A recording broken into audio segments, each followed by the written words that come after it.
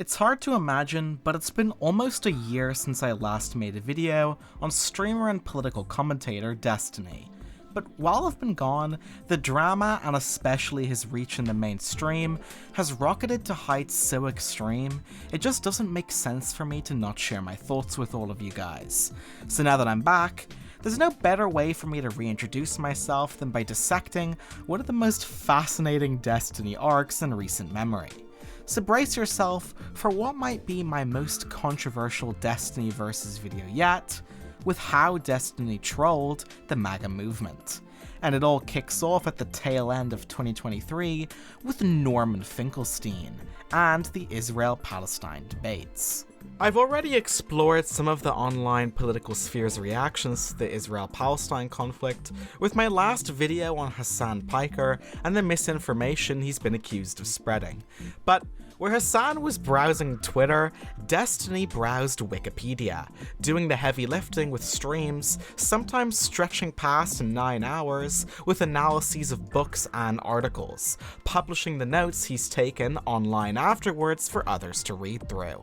All of this led to Destiny taking the opposite position to some of his online peers, one that aligned more closely to the mainstream Democratic Party. His stance quickly became a point of contention among other politically engaged left-wingers online, leading to some pretty explosive debates, namely his 2v2 on the Lex Fridman podcast against controversial scholar Norman Finkelstein, generating some pretty iconic and hilarious clips. Mr. Bennell, don't change the subject. If you don't know what you're talking about, at least have the humility. You talk about chapter 6. You don't know chapter 6. How close has 242 gotten to the Palestinians' peace? From tweet 5. But all these debates and conversations ended up doing something pretty incredible, and it's something that his critics claimed he'd never be able to do, and that was venturing out into the mainstream. Earning a conversation with the Daily Wire's Ben Shapiro and showing up on other popular conservative shows to argue with them, everything seemed to be going great. But, like all left-wing people showing up to debate with conservatives, it wasn't long before they had a nickname and a line of attack. Others denigrated Destiny's research streams, dubbing him the Wikipedia Warrior and expressing anger at him for using the site to research, despite his practice of reading the individual sources marked on each page. The narrative became so popular that it was even repeated by Joe Rogan on his own podcast. But just as all of this was peaking, something pretty unexpected was about to happen that would wildly shift the focus of political discourse, and that was the attempted assassination of former President Donald J. Trump. On July 13th, 2024, former President Donald Trump survived an assassination attempt during a campaign rally in Butler, Pennsylvania, where he was shot and wounded in the ear by a registered Republican gunman named Thomas Matthew Crooks, who also killed one audience member, critically injuring 2 others. This news tore apart all discussion of the upcoming election, with most believing that the tragic incident will cause Trump to win the election based on sympathy. During the fallout though, conservatives online broadly had the attitude that people weren't allowed to make jokes about it, going as far as doxing people who made those jokes and tracking them down to ruin their lives. So naturally, this behavior struck a chord with Destiny, who went on to make multiple controversial comments and jokes about the situation. Destiny argued that since conservatives had darkly mocked previously terrifying incidents with the same fervor in the past, like the assault of Paul Pelosi only 2 years earlier, where a Trump supporter obsessed with conspiracies about the 2020 election broke into their house and attacked the man with a hammer, that the outcry from conservatives over this incident seemed less than genuine. And that since the other side has been doing it forever, it's time that the playing field started to get a little bit more even. In the fallout, however, conservatives online attempted to get Destiny banned from all platforms, which was ultimately pretty unsuccessful. However, individuals like Tim Pool with their own blackened record did blacklist Destiny from their shows, and after outcry from some users online, Elon Musk, the new owner of Twitter, demonetized Destiny from the platform, ironically claiming that his jokes were not suitable for advertisers. But all of these attacks that conservatives were launching on him were about to seriously backfire, and it all began with Destiny, in response, relitigating one of the most recent and major American historical moments.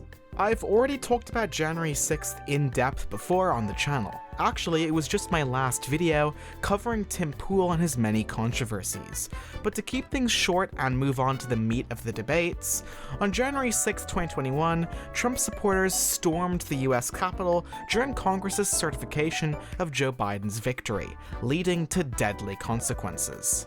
But throughout the discussion of this event, both in IRL politics and online, conservatives tended to distort the reality of what had actually happened, claiming that the event was practically a guided tour, ignoring the multiple deaths, clips of officers screaming and being assaulted, and much more disturbing content. And Destiny refocused on this event during Trump's 2024 political campaign, demonstrating why the prospect of Trump assuming the presidency again was so dangerous. Destiny critiqued right-wing denialism, and tried to prove that the attack was a deliberate attempt to subvert democracy, fueled by disinformation from Trump and his allies, specifically citing the Eastman memos, detailing Trump's criminal attempts to hijack the vote count with imposter electors that they'd hoped Vice President Pence would accept, leading to some pretty heated debates, including hilarious moments like when Destiny caught his opponent, Rob Noerr, a self-proclaimed reasonable conservative, using chatgpt to generate responses to Destiny's arguments. Wait. The fear is that another civil war would happen, right? If you want me to read exactly what Bode and Paulson said, and I know you've cited them previously. Yes, and I read that entire paper, and I don't remember them saying that they worried about state elections. I didn't read the whole paper. Being honest with you, I read someone's review of the paper, so it is possible that they're wrong. Wait, are you reading from the paper right now, or are you reading the review of the paper? Reading review of the paper. Whose paper you... Or wait, you link me what you're reading right now? Believe it or not, no. I can send you a screen cap. But I just took a Or can you tell me who the author is, or tell me what this paper is? This isn't a ChatGPT summary, right, Rob? No, it's not ChatGPT. I think it's Claude. But despite all of this drama, one thing was actually becoming pretty clear. A new conservative arc was beginning. And as Destiny continued to debate the topic, it became increasingly evident that the conservative defense was crumbling under scrutiny. But the counterattacks weren't finished just yet, and neither were the attacks for his controversial comments after Trump's attempted assassination. And it all culminated in a heated live talk show confrontation with Piers Morgan. Of a guy he wants to vote for. My issue with the MAGA kids is not that they are not empathetic. My issue is that they support a president that led an insurrection against the United States. I'm not here to tone police over their empathy. 80 million people voted for Donald Trump last time round. That's great. 80 million people voted for a guy that tried to insurrect the government, and it looks like they might try to do it again. I mean, like, I don't know what you want me to say. These are the facts on the ground. The idea that so you don't like attacks on democracy. So presumably you would unreservedly condemn the attempted assassination of Donald Trump, because that's one of the most egregious attacks on American democracy of modern times. Presumably, you will take this opportunity, given you are so determined to protect the integrity of democracy, you would find it absolutely outrageous that someone has tried to assassinate a president, right?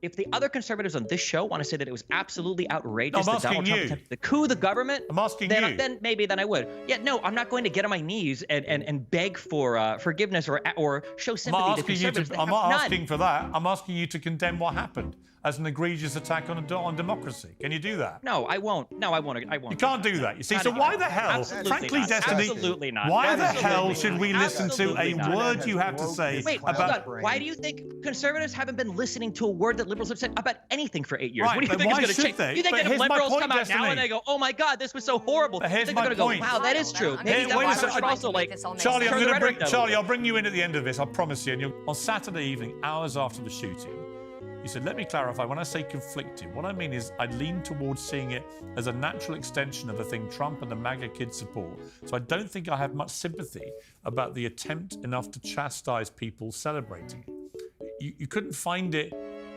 in your heart to chastise people for celebrating the near assassination of a man who was president of the United States and maybe again?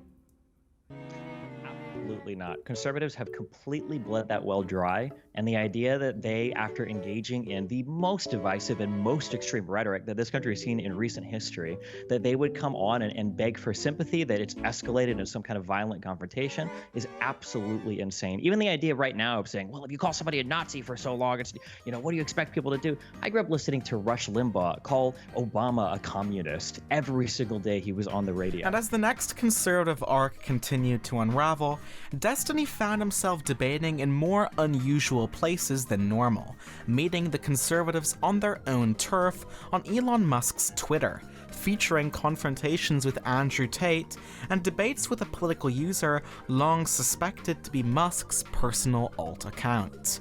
Here are a few notable clips from these debates, including live-streamed videos on Destiny's YouTube channels. Didn't Tucker get fired for having an opinion that went outside of the narrative of Fox News?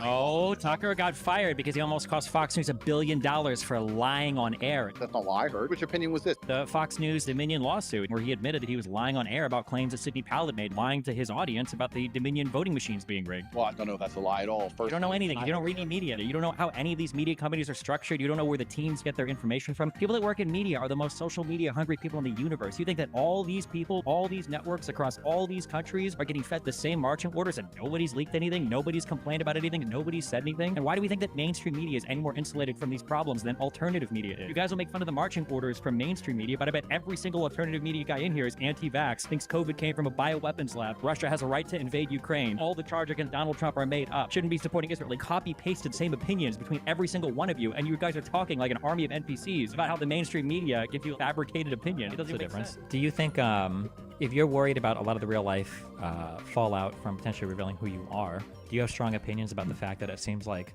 Libs of TikTok is officially sanctioned by X to basically dox and destroy the lives of anybody that they decide to post on that X account? I mean, that's actually a really good point. I don't actually. There's a fine line here. It's not technically doxing what this person was doing, right? What they were doing is actually they're just taking publicly available information, such as, you know, the fact that these people were commenting a certain way publicly on the internet on posts, for instance, right? And they were taking that and just basically saying, here, are you as a company, are you comfortable having this person work with you? Now, of course, you know, doing this, I wouldn't do this myself. I think that's an ethical concern. But technically speaking, it's a gray area. It's a really annoying gray area. You know what I mean? Like, it's technically doxing, but also not at the same time. I kind of feel Who was the first person into the Capitol building? That's because you don't know what the you're talking about. So why the are you asking me a question like you do? The first people into the building were the Proud Boys. You can watch it. It's all on tape. You videotape the entire thing. It's in 4K HD, 60 frames per second, live streamed on YouTube. They were covering it on InfoWars saying patriots are coming in. How did they do it? They stole a riot shield and they bashed in the window. You can watch it on video. Really? Who do you want? How much do you want to bet? You want to bet $5,000 right now? The first guy into the Capitol was let in by a police officer. You want to bet $5,000 on that right now? That the first person in wasn't charged with a crime, isn't on video bashing the window in with a riot shield that he stole from a cop? Exactly. That's why, because you don't have any money left to lose. Okay? No. So I suppose the next question is, where is this all going from here? As Destiny continues to insert himself in these political debates, it's clear that the landscape of online politics is shifting in ways that no one could have really predicted last year, including Destiny's own critics. A common criticism of Destiny is that his penchant for making controversial comments and edgy jokes would preclude him from making it into the mainstream as a good representation of liberal views and values. But looking at the state of things today, that criticism feels pretty unfounded. Despite his tendencies to make contentious comments, Destiny's attitudes seem to contribute to him being one of the most well-known political content creators. Perhaps it is his willingness to say things that could get him into huge amounts of trouble that make him so infectiously watchable and respected amongst his peers. Some recent follow-up events even include Destiny debating Dennis Prager from the infamous PragerU. Especially with the 2024 US general election right around the corner, the role of figures like Destiny is getting harder and harder to ignore. Just like how celebrity endorsements like Oprah endorsing Obama in 2008 shook up media attention, the spread of information online by content creators, particularly by those associated with popular fields, seems primed to ascend to a higher level of importance. So, where is this all going? Well, if we're not careful, a new age of disinformation. As usual with Destiny, there's no shortage of new controversy and content. What started as a few research streams and a Lex Fridman podcast, disagreements over the war in Gaza, has snowballed to something much larger and much more consequential, hitting on right-wing denialism of almost everything and questioning the age-old sentiment of whether the left should really go dangerously high and get hit when everyone else seems to be ridiculously safe going for low blows. Much of this content that we've looked at today seems to be refreshingly back to basics for Destiny. A lot of us have been around long enough to remember when almost all the content he produced was fiery debates eviscerating the smugness and sensitivity of the conservatives. And now that they've hastily reframed themselves as the actual victims, it seems like a great time for us, and for Destiny, to circle back completely and figure out just how mad they've gotten while we've been gone. But while the screaming matches and debates are a load of fun, a much more important question is how far these people might be willing to go to destroy good conversation, including violating their own principles. For instance, Elon Musk already demonetized Destiny. So, could this firebrand style of refuting their arguments end up resulting in an actual permanent Twitter ban, not unlike what's happened to Destiny in the past? Well, with his combative approach, the risk is always there, especially considering who's running the platform. Overall, today has been a pretty good summary of the last two Destiny arcs, but there is always more to cover. So if you have any suggestions or debates that you'd like me to take a look at, feel free to put it in the comments below. Otherwise, feel free to check out my Twitter and other socials for more updates on upcoming videos. Finally, thank you so much for watching, good luck on the upcoming election, make sure to get out there and vote, and this is Dingo, signing off.